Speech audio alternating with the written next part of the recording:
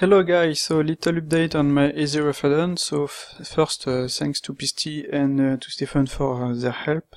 And now let's see what's new. So when you click on Add a Reference, you will have a reference. You will be able to select several pictures, and you will have this result. As you can see, you can turn around your model. You have the border of the camera, and if you don't want to see it, you can press N, go in View, click on Lock Camera to View. You can zoom in your camera, like this, if you want, and now Lock Camera to View, and you will have this result. And in this case, I can work in full screen. So, to edit your reference, you will have the Edit Reference button. You will be able to move the reference, select and click and move. You will be able to play with the opacity, flip, like this. Everything is noted here. You will press rotation, scale, G, etc. and space to apply, and you will restore your selection. So as you can see, this is pretty nice. You can work in full screen, etc., etc., and you can do whatever you want.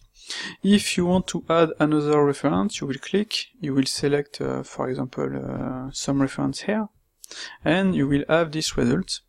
You will place your view, you will edit the references, you will move it, for example, here.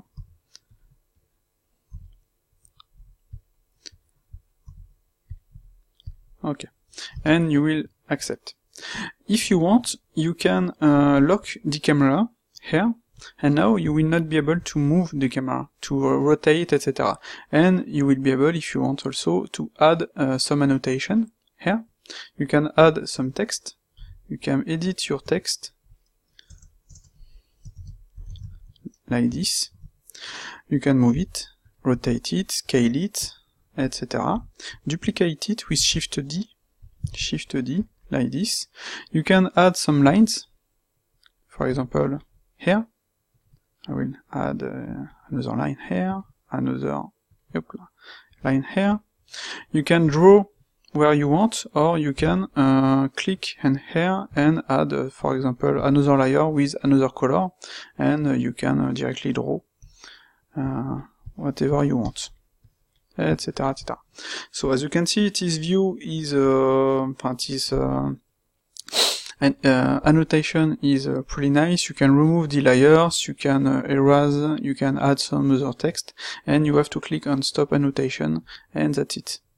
If you unlock your camera, you will turn and everything will be on your camera. If you select another camera, you will have this, and you will not see the other annotations. And if I come back here, I will be able to see it and to lock it. If you click here, you will hide everything like this. I can go here, this is visible, here this is hidden, and that's it. You can remove all the annotation here directly. You can remove the references here. You can add other reference. I will select this one and this one, and in this case you will be directly in the edit the modal, and you will apply, and you will unlock, and you will try to work. So this is pretty interesting. For example, if you work on a project, you have some parts you want to add references. Imagine you have a door here.